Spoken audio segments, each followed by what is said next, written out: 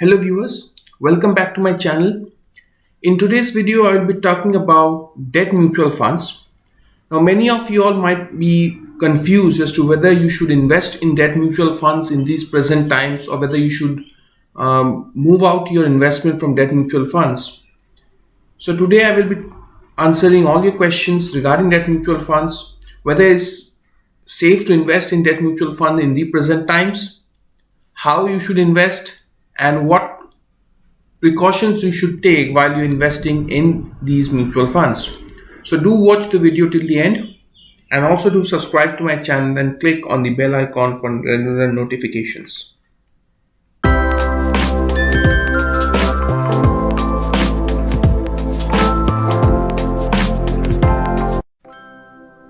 So if we talk about debt mutual funds help to generate regular incomes, but you need to understand how exactly you need to use such mutual funds. So if we talk about what are debt mutual funds, now government and businesses, they raise capital by accessing fixed income markets.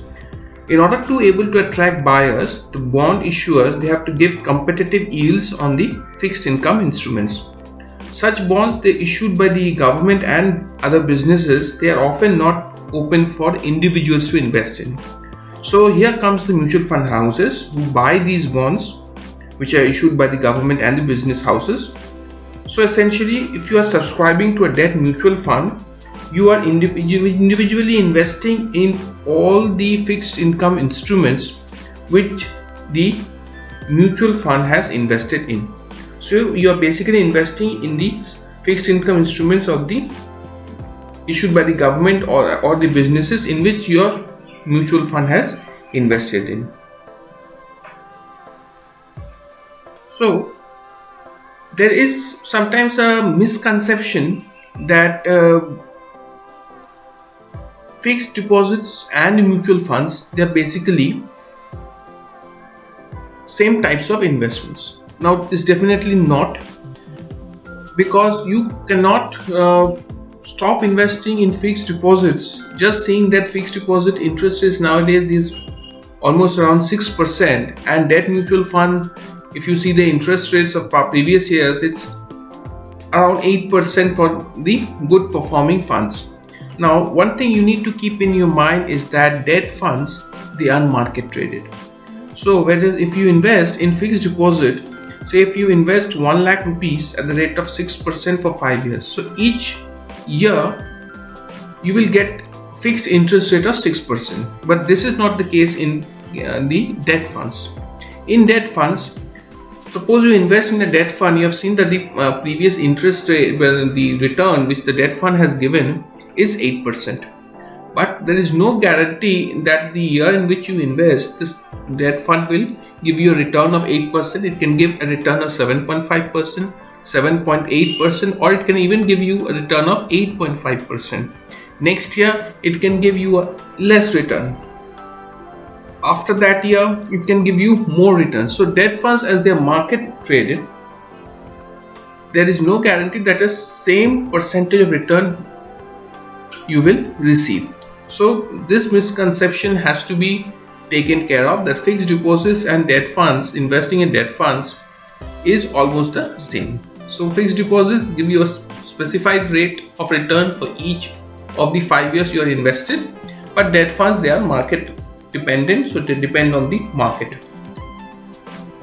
So if we look at the various kinds of debt mutual funds, on the basis of the risk and duration, you can see that as we move upward, the risk increases and the return potential also increases. So as return potential is increasing, the risk and the duration is also increasing. So if you invest in gilt funds, they are risky and they have more duration, but the return potential is also high. Banking and PSU funds, they are also higher duration, but return potential is also high.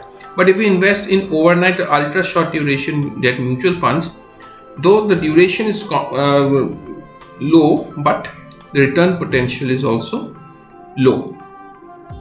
So next, how you can select a debt mutual fund. Does the maturity of the debt fund match the maturity of your liability?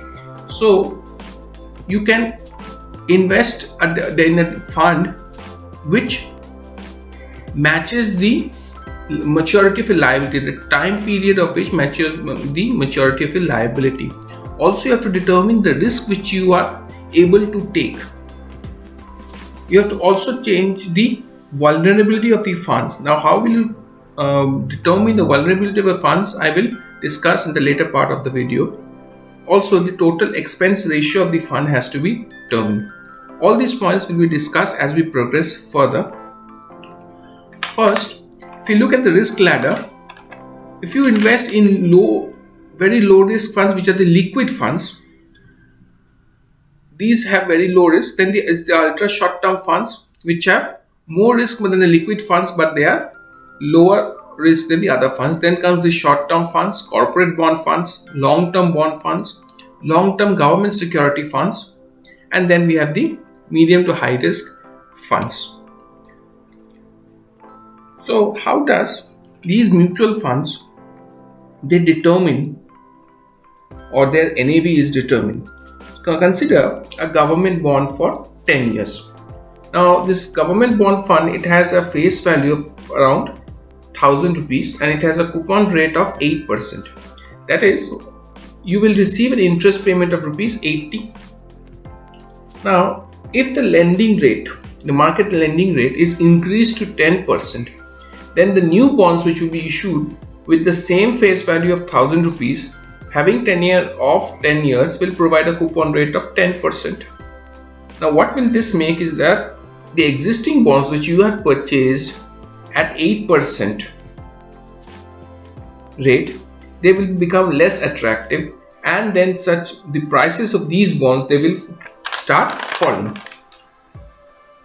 Similarly, suppose if the lending rates, they are slashed to 7%, then these bonds in which you had invested, they will attract more buyers as they are giving the rate of 8% being of same tenor. So a drop in the market in lending rates will create more demand for the existing bonds in the secondary market, and hence it will increase the prices.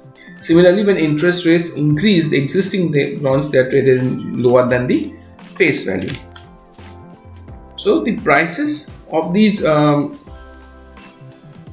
fixed income securities and bonds, they are governed by interest rates prevailing in the market. Interest rates and prices of fixed income securities, they are inversely proportional. So as these fixed income securities and bonds prices, they start falling, the NAV of these debt mutual funds also starts falling, because they are directly connected to the prices of these bonds and the fixed income securities in which these mutual funds, they are invested. So in order to know about the debt mutual funds in which you are interested to invest in, what I personally do is I check the mutual funds on moneycontrol.com. So what you can do is you can just search in Google debt mutual funds, and then you can research the mutual funds. Now what you are required to know before you invest in any mutual fund is that first you go to that mutual fund. In this I have taken up Edelweiss Banking and PSU Debt Fund. This is a very good mutual fund. I have personally invested in this fund. So if you see that the NAV here is given of the mutual fund, the fund size is given, the expense ratio is given, the CRISIL rank. See, it's a very good performance among peers. So it has a very good rank. It has a 5-star rank. Riskometer. This tells you how risky is your investment, whether your investment is very risky investment, or it's a moderate or a conservative investment. Now this buy recommended, it is the website is recommending you to buy this. Now why is it recommending it? You can put the cursor in this I button and it will tell you. If you see, it also gives you the performance graph of the fund. So the blue line tells you about the debt mutual fund, and the orange line is the CRISIL 10-year gilt index. So you see that this mutual fund's performance is moving around with the CRISIL 10-year index. If you move down, then you can see where all this mutual fund has invested. So it shows you all the bonds or fixed income instruments in which this mutual fund has invested. So what are the types of the instruments? Like the non-convertible debentures and bonds. It's invested in non-convertible debentures and bonds, also invested in Government of India bonds. The sector in which it has invested, that is financial institutions, power sectors, banks, housing finance sectors, others, consumer food sectors. This rating. Don't invest in mutual funds, at least currently during these turbulent times. During this turbulent time, do not invest in the mutual funds which are investing in very risky instruments, say suppose in A minus or A instruments. Try to invest in AAA rated instruments.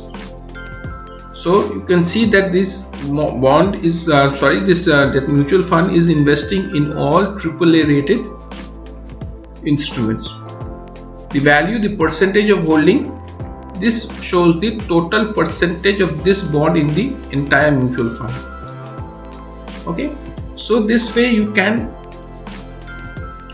research about the mutual fund, research well, understand, and then only invest. Be an informed investor.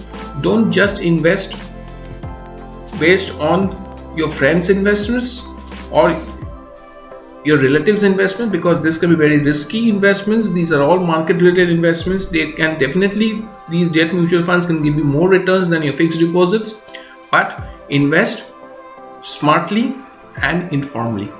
If you have any questions, feel free to write down in the comment section below. I will definitely give answer to these questions. Thank you for viewing my channel. Do subscribe to my channel and click on the bell icon. In the next videos, I will be talking about how credit cards can be a debt trap and how companies need to fight the coronavirus effect and how can they fight these coronavirus effects smartly. Do subscribe to my channel. Thank you for viewing.